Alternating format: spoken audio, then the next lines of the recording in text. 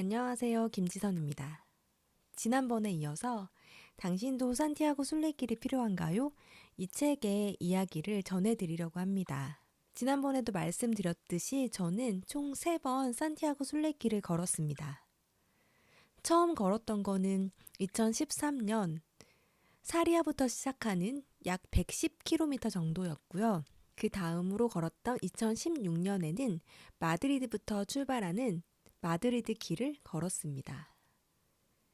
그리고 2019년 포르투부터 출발하는 포르투 길을 걸어 산티아고 데 콤포스텔라에 도착했습니다.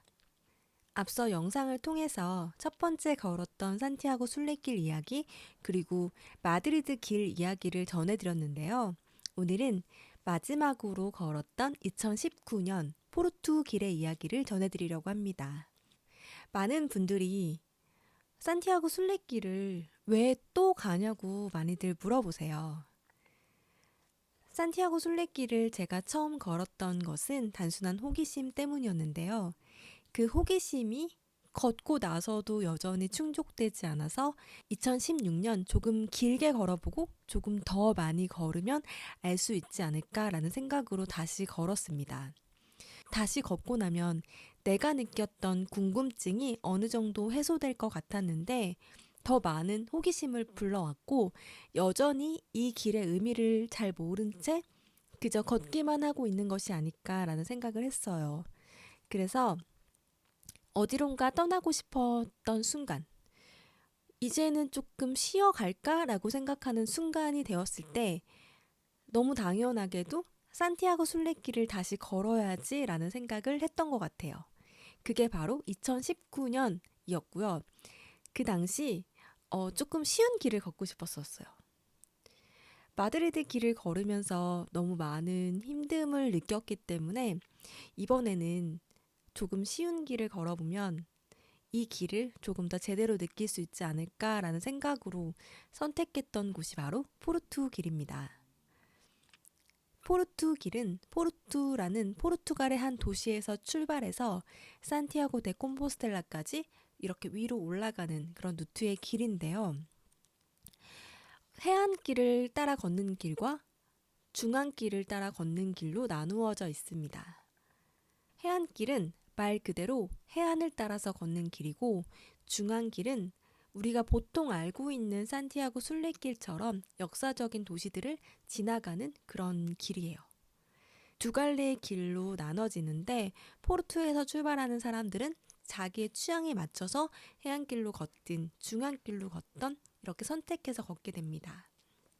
저는 빠듯한 일정을 쪼개고 쪼개서 간 거기 때문에 해안길을 여유롭게 걸을 수 있는 그런 시간적인 여유가 없었기 때문에 중앙길을 걸으면 어떨까라는 생각을 했어요. 중앙길이 조금 짧기도 했고 인프라가 많아서 쉬어갈 수 있는 곳도 많았기 때문에 수월하지 않을까라는 생각을 했는데 많은 분들이 이왕 가는 거 더 예쁘고 더 특색 있는 해안길을 걷는 것이 어떠냐라고 말씀을 하셔가지고 해안길을 선택했습니다.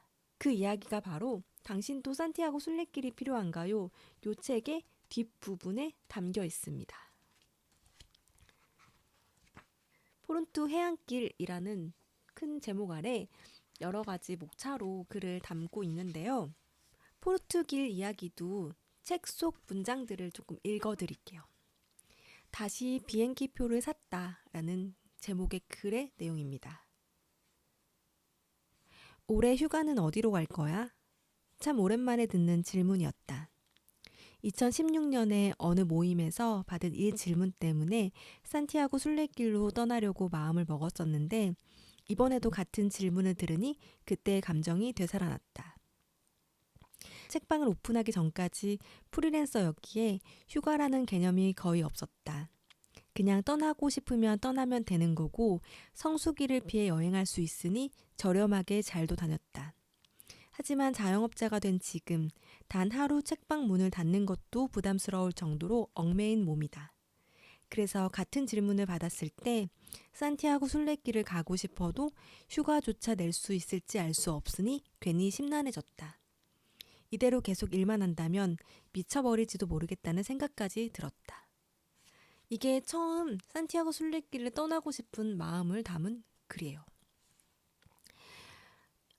이미 2번이나 다녀왔기 때문에 되게 소중한 휴가를 다시 또 산티아고 순례길에 쏟느냐라는 갈등에서 저는 내 생각의 휴가는 쉼이기 때문에 쉼을 제대로 쉴 수 있는 곳, 그러니까 머리를 쓰지 않고 머리를 쉬게 할 수 있는 곳을 떠올렸더니 산티아고 순례길이었어요. 이 길을 걸으면서 내 몸과 내 생각에 집중하느라 쓸데없는 잡생각을 거의 하지 않았었거든요. 그렇기 때문에 그런 생각들을 없앨 수 있는 곳으로 떠나는 것이 옳지 않을까 이런 생각을 하면서 비행기표를 샀습니다. 이 책 속에 포르투길에 대한 이야기는 길을 걸으면서 느끼는 감정들도 있지만 다시 떠날 때 느꼈던 감정들을 조금 길게 적었던 것 같아요. 제가 가려고 했던 이유를 더 구체적으로 적었는데요. 나의 휴식처라는 제목의 글을 조금 읽어드릴게요. 쉼이라는 건 어떤 걸까? 사람들이 생각하는 휴식이라는 건 과연 무엇일까? 쉼, 휴식이라는 말을 사전적인 의미로 정의할 수 있겠지만 사람들이 저마다 느끼는 감정과 생각은 모두 다르다. 살아오면서 그리고 경험이 늘어나면서 우리는 모두 가장 편안했던 장소나 순간들이 다르기 때문에 각자의 쉼도 다른 것이다. 라고 적었습니다. 제가 생각했던 최근에 느꼈던 가장 휴식 장소가 바로 산티아고 순례길이었어요. 그렇기 때문에 여행을 떠나고자 라고 생각했을 때 너무도 당연하게 산티아고 순례길을 떠올렸던 것 같아요. 그리고 정말 쉬고 싶었기 때문에 가장 쉬운 길, 해안을 따라서 평평한 길을 쭉 걸어가도 되는 그런 길, 포르투 해안길을 선택해서 걷게 되었습니다. 산티아고 순례길은 굉장히 많은 길들이 있는데요. 우리가 가장 많이 알고 있고 가장 많은 사람들이 떠나는 길이 바로 프랑스 길입니다. 생장부터 출발하는 약 800km 정도의 길이에요. 그거에 비해 포르투길은 포르투갈에서 출발하는 길인데 조금 짧게 걸으시는 분들은 포르투부터 출발하는 길을 걷고 길게 걸으시는 분들은 리스본부터 포르투까지 와서 포르투에서 다시 산티아고 데 콤포스텔라까지 연결되는 길을 걷습니다. 저는 일정이 짧았기 때문에 약 280km 정도의 포르투길을 선택했고요. 제가 그동안 여행지로도 다시 한번 가고 싶었던 도시인 포르투를 갈 수 있었기 때문에 더욱 선택했던 것 같아요. 처음으로 산티아고 순례길을 걷는 것은 아니었기 때문에 걷는 방법이나 그곳에서 어떻게 숙소를 잡고 어떻게 여정을 이어가야 되는지에 대해서는 어느 정도 알고 있었어요. 최대한 이번에는 안전하면서도 편안하게 걷자, 마음을 최대한 조급해하지 말자, 그동안에 느꼈던 내 힘들었던 것들, 마드리드 길을 걸으면서 다가왔던 많은 힘듦을 최대한 내려놓자라는 생각으로 걸었던 것 같아요. 그래서 많이 쉬기도 쉬었고 그리고 여유도 좀 가지면서 그렇게 걸을 수 있었습니다. 그럼에도 불구하고 끝자락으로 다가갈수록 내가 여전히 이 길을 잘 느끼고 있나, 제대로 걷고 있나 라는 물음에 많이 빠지게 되더라고요. 그러다가 마지막 숙소에 다다랐는데요. 이제 하룻밤만 자면 다음날 원하던 산티아고 데 콤포스텔라에 도착하는 여정이 되는 그런 마지막 밤이었습니다. 이때 만났던 사람들의 대부분은 끝자락으로 향하기 때문에 축제의 장으로 향하는 그런 기분으로 많은 사람들이 좀 즐기게 되는데요. 마지막 숙소에 들어가서 잠을 청하려고 하는데 같은 방을 쓰는 한 루마니아 친구가 있길래 너는 언제 출발할 거야? 내일 몇 시에 나갈 거야? 라고 물었어요. 오전에 나가면 오후에 산티아고 데 콤포스텔라에 도착할 수 있었기 때문에 질문을 던진 건데 그 친구가 저에게 하는 말이 나는 지금 여기 400년 된 와이너리를 충분히 즐긴 후 천천히 오후 늦게 출발할 거야 라고 말을 하는 거예요. 그래서 그때 다시 한번 충격을 받았습니다. 그리고 적었던 글이 있는데요. 조금 읽어드릴게요.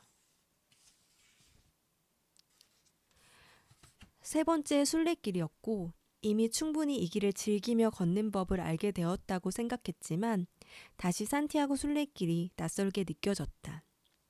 지난 산티아고 순례길이 내게 너무 힘든 길이었기에 이번엔 조금 더 쉽고 편한 곳을 선택했고 그마저도 여유롭게 걷겠다고 생각했었다. 힘이 덜 들어가면 조금이라도 이 길에서 즐기는 법을 알 수 있을 것 같았다. 하지만 여전히 나는 보아야 할 것들을 놓치고 만 것 같다. 숙소가 너무 깊숙한 곳에 있다고 투덜거리며 걸어왔던 이곳에서 누군가는 힐링했고 몇 시간 동안 돌담길을 걸어야 했기에 지쳐서 힘들었던 그 길에선 누군가는 역사를 봤다. 내일이면 축제의 장으로 향하는데 또 이렇게 나는 무거운 발걸음을 이끈다. 도대체 몇 번을 걸어야 이 길을 제대로 보고 느낄 수 있는 것일까? 다음 기회가 있다면 확실하게 알 수 있을까? 라고 적었습니다. 이때 처음으로 또 마지막 날 다시 걸어야지 이런 생각을 했던 것 같아요. 그러면서 여정을 마무리할 수 있었습니다. 조금 무거운 감정이긴 했지만요. 그래도 2019년에 다녀왔던 여정은 저에게 많은 것들을 남겨주었던 것 같아요. 다녀오고 나서 이 당신도 산티아고 순례길이 필요한가요? 기존 책에서 개정판 도서를 만들었고요. 지금은 세 번째 개정판이긴 하지만 도서를 만들었고요. 그리고 제가 그 당시 걸으면서 느꼈던 글들을 노래로 만들어서 나와 함께 걸을래 라는 노래로 발매한 것도 있었습니다. 그 외에도 많은 것들이 달라지게 한 것 같아요. 그럼에도 여전하게 산티아고 순례길을 제대로 즐기지 못하고 왔나라는 생각은 계속 남아있어서 다음에 산티아고 순례길을 다시 가야지라는 생각을 계속하고 있습니다. 당신도 산티아고 순례길이 필요한가요? 이 책의 소개를 이제 마지막으로 하면서 끝 부분에 있는 에필로그 형식의 글을 좀 읽어드릴게요. 사진과 함께 짧은 글들을 담았는데요.